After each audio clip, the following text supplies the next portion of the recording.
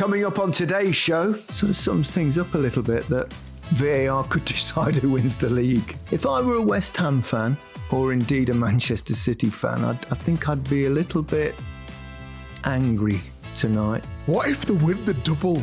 The Champions League and the Premier League would be remarkable. They've just got to win 3 more games. This will be the day that Arsenal look back and think we did it that day. I don't believe the title race is over yet, though, guys. I just think there's another twist. I mean, Bournemouth, really. I mean, incredible, isn't it? There's a real proper chance now that they could be playing in the Champions League. Yet their manager is not going to be the one that is going to manage them in the Champions League if they get there.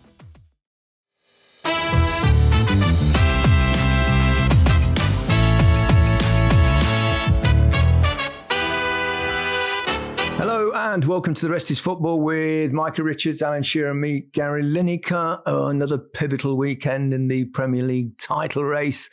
But before that, Big Mix, you've been busy today. Yes, Specsavers, Wally. I went down, we had another game, another win for Big Meeks and the team, 3 out of 3. I set them a target of 15 points. They've absolutely knocked it out of the park. They've got 29 points and they've finished in the top 4 from the worst team in the whole of the Great Britain. How good is that? Big Weeks is in for manager of the month or manager of the year. The Oracle's at it again, don't worry. I think job offers could start to come in. I do. You know, there's 1 or 2 clubs. I think there'll definitely be availability. I'd miss you guys too much, wouldn't I? We'd miss you, though. You can't be doing that because then we'd have to slag you off even more than we do now. I imagine that. What about you guys? How's your weekend been? My weekend's been brilliant. I've been in Belfast. I've been playing the world #1 golf course, Royal County Down. Oh, it's beautiful. How was the weather? The weather was incredible. Beautiful. Perfect. One day was a little bit windy, but the next was clear blue sky, no wind. It was just amazing. What a spot. You played all right, didn't you? Well, the first day I was okay. The second day I had one of the best rounds of my life. I could tell it. You could just tell and from the your third day, I had one of the worst rounds of my life. You'd have settled for that going in. I would. Going in. Yeah. Did you see any football or shall we get rid of you now? No, I watched Match of the Day and I watched all the football today, yeah. So yeah, all good. You guys, what about you? I was hosting today. Ooh. Some of my favourite people. Can you name names? Or? Yeah, I can name names. My ex-wife, Danielle. Aisha Hart was in line of duty. Nice. Jill, who's helping me. I'm doing a big renovation in my kitchen and she's helping me on that. And Lucy Pinder, who's married to former Southampton manager. Russell, yeah. So it was lovely, actually. Yeah, nice bit of company. Very nice. A couple of glasses of wine. And then obviously I kicked them out to watch the football. All in all, it was most enjoyable. Let's talk some football. Well, after this. This episode is powered by Fuse Energy. Before we kick off, a quick pre-match warm-up from Fuse. A question on the teams and players who make things count. Which Premier League team scored the most goals via substitutes in 24-25 season? I'll just go with the top one, Brighton. Al? Bournemouth. I can tell you now that Alan is wrong. Micah, going with Brighton, is wrong.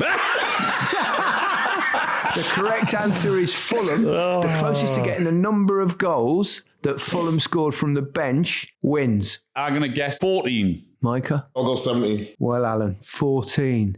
You were absolutely just 3 away because Micah with 17 is spot on. Spot on! No, I'm not!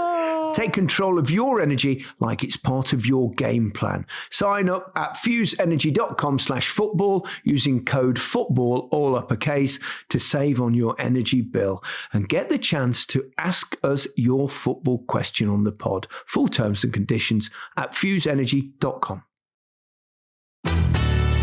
Well, I mean, what a finale to that game between West Ham and Arsenal. Sort of sums things up a little bit that VAR could decide who wins the league.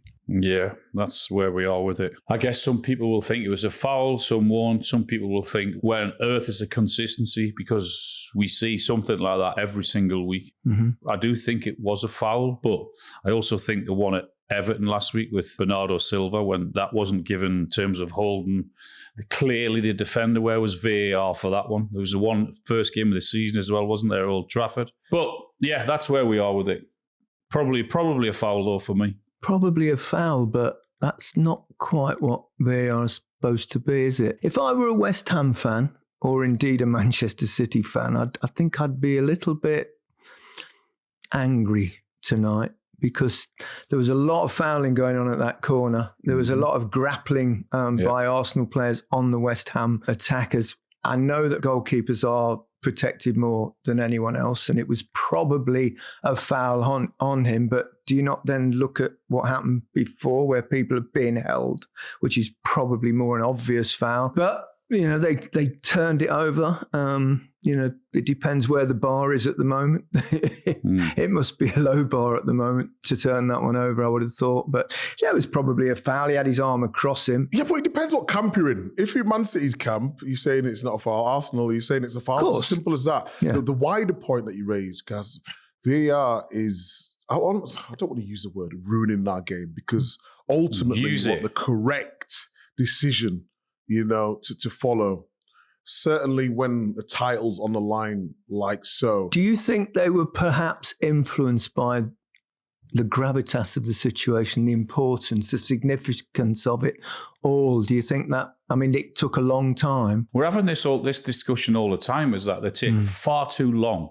Well, I know it's a hugely important decision, but so is every decision. Every fan will give you a screenshot of a similar incident that's happened to them this season and probably didn't get the foul. And that's where the anger comes from. Having said that, you have to praise Arsenal, by the way, because you can tell they're under huge, huge pressure. I thought they started the game really well. Yep. The substitutions, clearly, the strength of the subs that they were able to bring on was a huge help for them. Trossard finishes it off, but Odegaard, the piece of skill. But to bring someone of that quality on is brilliant. And ultimately, that's helped them win the game, as well as an unbelievable save. Again. Yeah, what a goalkeeper he is. Wow. The first substitution they made, though, it seemed to change things quite a lot. After Ben White went off, obviously injured, they'd previously had 7 shots in the first 14 minutes. They made 149 passes and 91 passes in the opposition half in the opening 27 minutes, but then recorded 108 passes and just 54 in West Ham's half in the period after Ben White was substituted. And, it was interesting that he put Declan Rice, didn't he, at fullback to cover for a while, and then realised he was missing Declan's energy probably in the middle of the park and changed things around at half time. But ultimately, all that really matters is that they got the 3 points and got over the line. Does he need criticism for putting Declan Rice right back, or does he need praise for saying, I made a mistake, let's change it, put Mascara right back and Rice back into midfield? It was all scratching our heads, because in the Champions League game, Declan Rice went to sort of a right of the three at the back. I don't know if you guys remember it, but then putting Declan Rice at right back where he's not going to influence the game. And I know we talk about inverted fullback, so Louis Skelly does it a lot, doesn't he? But I just thought it was a strange decision, but then he changed it at half time, so he probably needs a little bit of praise for that. In terms of the game, though, it wasn't a classic, was it? No, too much tension for both teams, I think, for that. I just couldn't understand what West Ham were doing. They fought well all the way until they scored the goal, but they was trying to play out from the back. I don't understand why. Get the ball forward as quick as possible. I don't know, it's trying to force Arsenal on, but Arsenal wasn't going with like some sort of aggressive high press. Gyökeres was going at times. He'd play to the left centre half and then kick it long. I couldn't understand the tactics that they was trying to deploy, but it was strange. I felt a little bit sorry for West Ham, giving all that effort, and then Fernandes going through. Cool. And it was an unbelievable save by Raya. We know that because he got his foot to it. But surely, guys, as forward-thinking players, he's just got to take a touch to the right and go to the far corner, surely. I thought, actually, He didn't need the extra touch. Correct. I was just going to say that. Just open yourself up and knock it in the far corner. It was, and even when he took the extra touch, before it hit it, I thought, oh no. I think that extra touch actually took him closer to the goalkeeper, which gave him more chance of actually getting some part of his body to it. Whereas I think if he takes it early and doesn't take that first touch, he's got more to aim at. I thought exactly the same thing. Just before we carry on with this, the Classico is currently taking place. We're recording this. It's now 13 minutes past 8, and a certain Marcus Rashford has just put Barcelona into the lead. Go on, Rashford. Well, yes, started his goal in a Classico. He might get a hat-trick in a Classico in the camp now. Who's done that? I hope he does, so we can stop talking about you. No, it'll raise it. If he does, people will say, the last English players to do that was... Brilliant.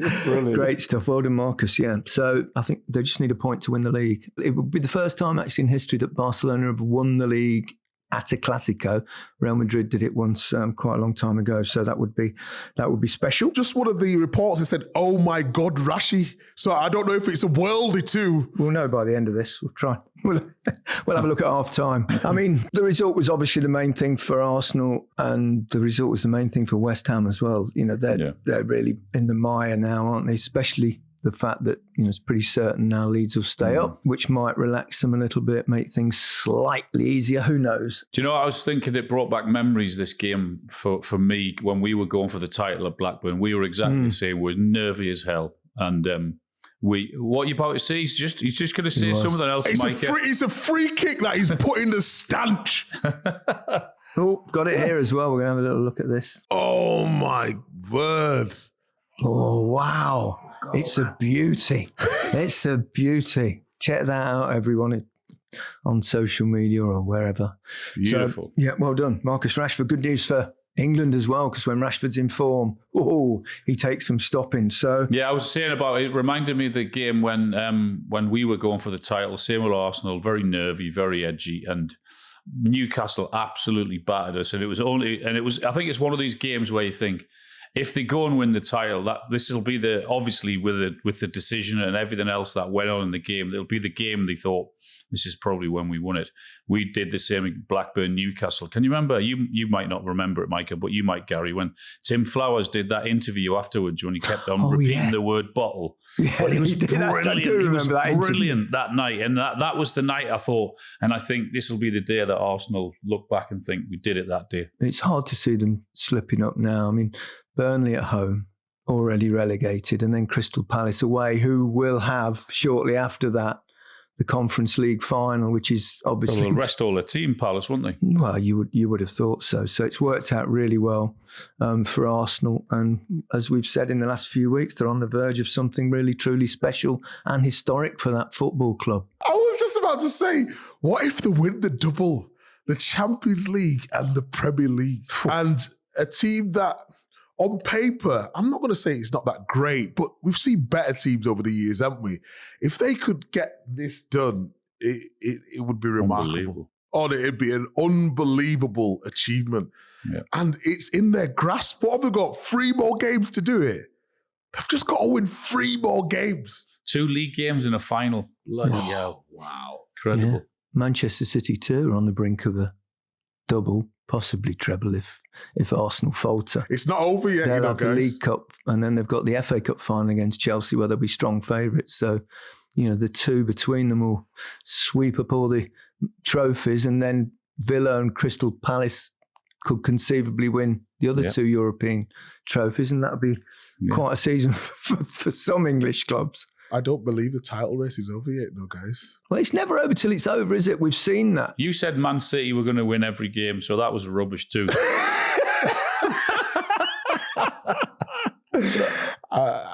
I just think there's another twist. Do you? I think there's another twist. I'm not so sure. I thought that was always going to be the hard one. They've come off the back of a huge night in midweek, which you have to take into account to a degree, playing against a team fighting for their lives who've shown significant improvement in the second half of the season, albeit, the last result was a really poor one.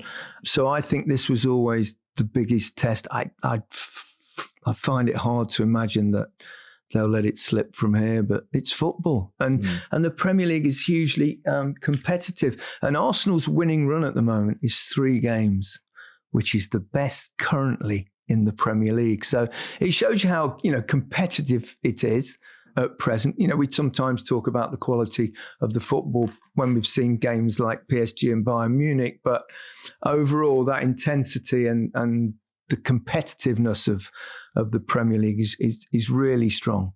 I mean, the one thing I would say about Arsenal this season, I think they've had really strong patches and they've had little dips. Everyone's going to do that. But what they do throughout the season, bloody hell, they defend well. As we've already mentioned him, David Raya. Yeah. He's been absolutely magnificent. Talk of him possibly Footballer of the Year. Now, it's very rare that goalkeeper gets it. But, I think if Arsenal clinch the league, I think who else would there be from them? Declan Rice, possibly, who's been, he's so consistent, runs himself into the ground, has made a massive difference in so many games. And outside of that, Bruno, possibly. He got football writers, didn't he, Bruno? Is that right? Yeah, he got that, so... And I think that was deserved. I think, what he's done, his consistency and the amount, the number of assists he's had this season contributed a lot. It's quite unusual a player gets it that's not one of the title, at least chasing teams. But so, congratulations to Bruno Fernandes for that. He's been brilliant this season, no question. But I wonder when it comes to the players voting for their own, I wonder what they'll do. Who would you choose? Because I would choose David Raya without doubt. I think he's been Arsenal's best player. Yeah, I think Gabriel deserves a shout. Declan Rice for me. Yeah, I think I'd go Declan. I can't. I just haven't got it in me to vote for a goalkeeper. And, I mean, I spent 17 years playing, and the bastard's always getting in the way. Tell you what, you do not win the Premier League without having an outstanding goalkeeper, and he is exactly that. He really is, isn't he? I mean, his all-round game, he's good with the ball at his feet. Some of the crosses he came out for, I know he got lucky with the one at the end, and he probably was fouled.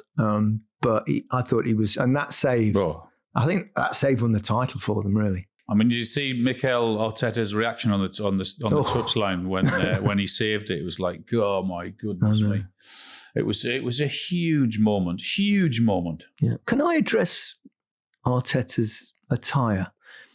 He wears exactly those grey trousers and black top every game. What do you think, Micah, as our fashion consultant? I think he looks smart. He's a handsome-looking chap, isn't he? His hair's always in place. Has he got a bit of dye on there, though? Or is that just... I don't know. I don't know. It looks like it's a bit of dye on there. Surely not. I don't think so. It's always like jet black. It looks fantastic. He's got his grey pants, his nice top, his shoes on.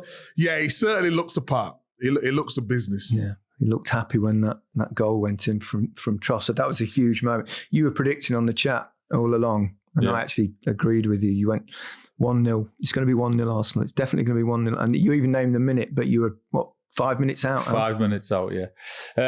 You got to give them huge credit, Arsenal, because I know how they feel, and I know the pressure and the stress they're under, and all of those things. So for them to find a way, and you're going to have sticky points in the season, and Arsenal they've been in some difficult situations, and one of those again was today. But they've got through it. They've got the points, and they deserve great credit for that. And it's can you imagine their feeling now? The relief and everything else that goes with it, knowing that they've got two games to win that title. Games. You've been in this exact position, Alan. What's the way to approach it? You try and sound as calm as possible, but that's very, very difficult, because I don't care who or what you are. You're going to have feelings, you're going to have emotions, you're going to have all of those things, and because these players have never been there in terms of never won it. And the pressure is on them hugely to go and win it, to finally get over the line. So, and they're only human, so they are nervous and edgy, and I get it, and they understand it. But I do think the situation they're in now, and I said it, I think last weekend and last week was huge for them.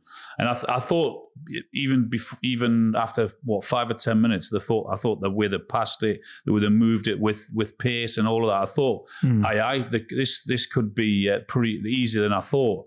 But obviously it wasn't. But I just think with the confidence that they'll have now, and they will have it after the last 7 or 8 days that they've had, that they'll go on and they'll beat Burnley and they'll beat Crystal Palace. 40 years ago, I was in a similar position with Everton.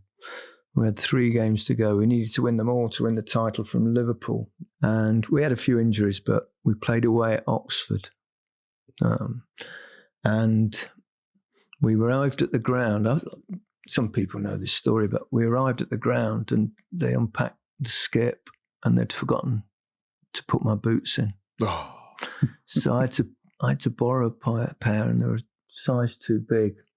And I think I hit the post. I had a couple of near misses and I didn't have my boots, Micah. And we lost 1-0. You lost seriously? 1-0? Yeah, we won the last 2 games and I scored 5. But in that game, I didn't have my boots and they were my lucky boots. They went on to the World Cup and I won a golden boot. I've done well in this episode. I've got the hat-trick in again in the camp now. You dickhead. You did. Can you believe they forgot your boots? It's unbelievable, isn't it? But what do you mean they forgot your boots? Like, how did they forget your boots? But they carry it in those days. You don't really have one pair. And they put them all in a skip and carried them to the ground. And they weren't in there. Oh, my God. What did you say to the kitman at the time? Well, I'm too nice. Because if you're superstitious, that is a big thing, that, isn't it? Definitely. Yeah. If I wasn't superstitious before, I was fucking well after the game. Can you imagine Arsenal going to a game next week and the kit man forgetting to pack Bukayo Saka's boots? I know. It beggars belief. The game's moved on a little bit. I think the game's moved on a little bit nowadays. They all have their kit laid out, don't they? All this pair of different boots on the bottom.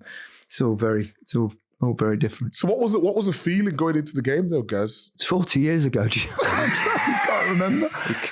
You can't even remember what happened yesterday, never mind 40 years ago. What was yesterday? But was you confident going into the game then? Well, always, yeah. It was just one of those days. We battered them. They got a breakaway. They scored a goal and we missed. It just wasn't to be and it was just a nightmare.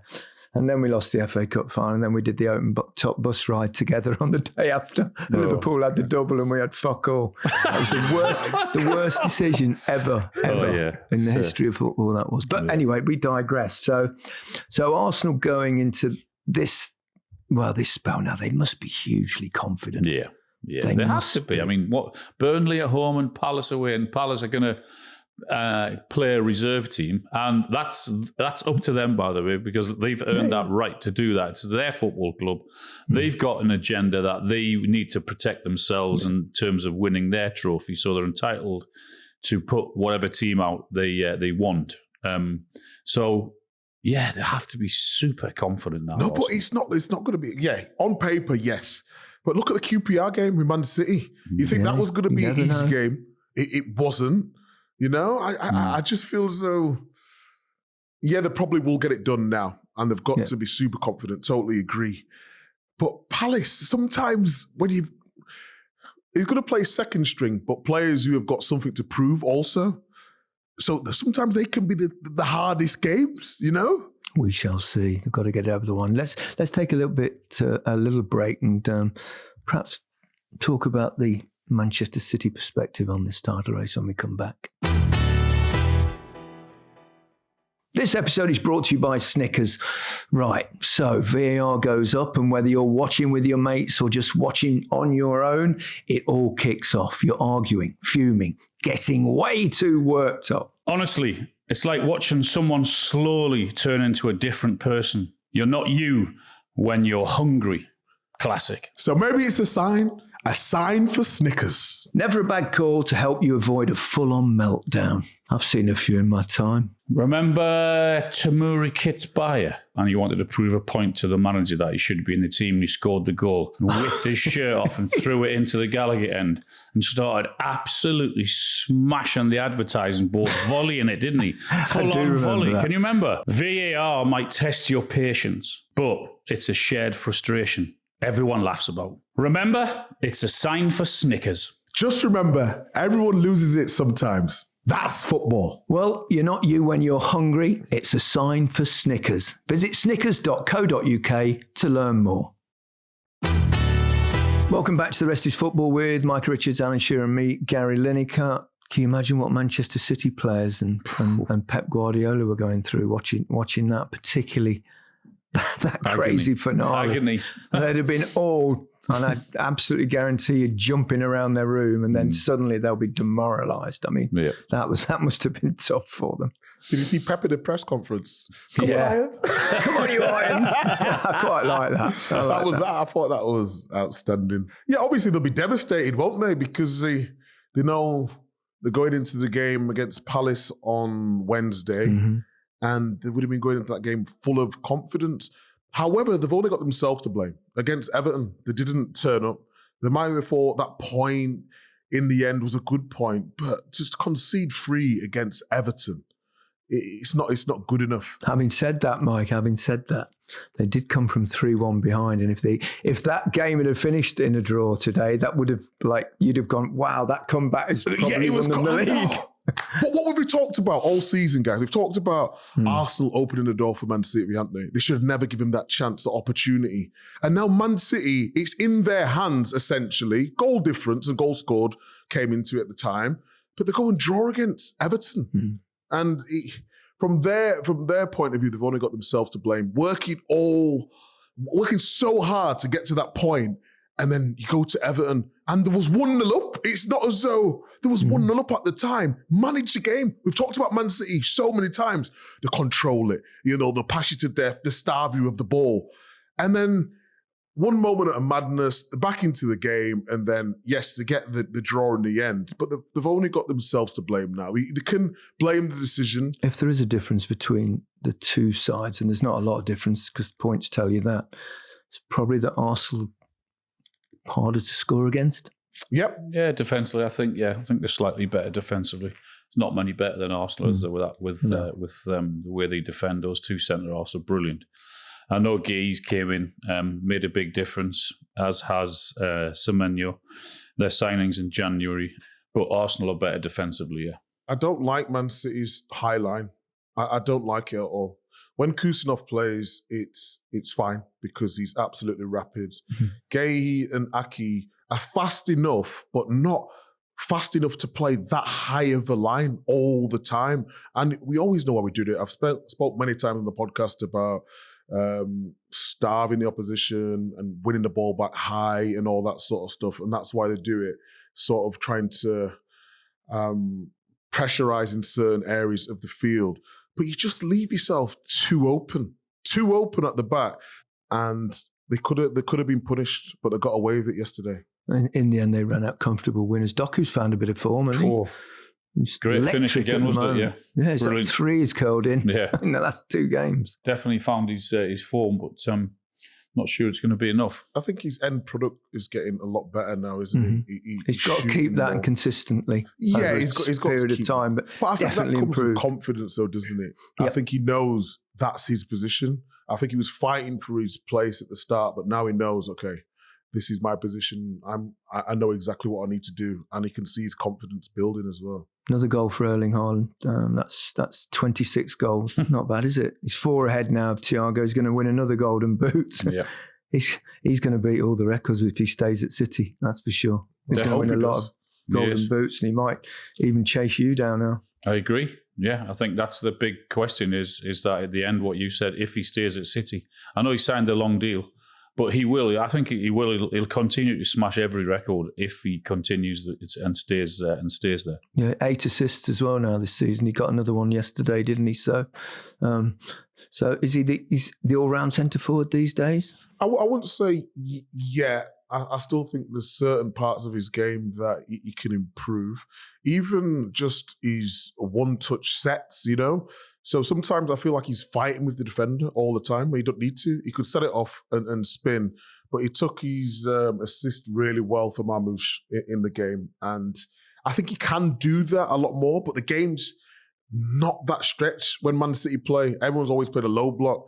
But in terms of that, he's definitely improving his all-round game. Still think he's got a bit to go, though. I do think also they're starting to put balls in earlier for him. And have done for a bit now. And when that happens, he's a much better centre forward. Yeah, surprise, Al. Yeah, it's not rocket science, is it? Not really, no. I don't know how you were with wingers, but if they weren't getting it in, correct. Make sure they get it in. on the receiving end. Correct. Yeah, exactly. Yeah. Elsewhere.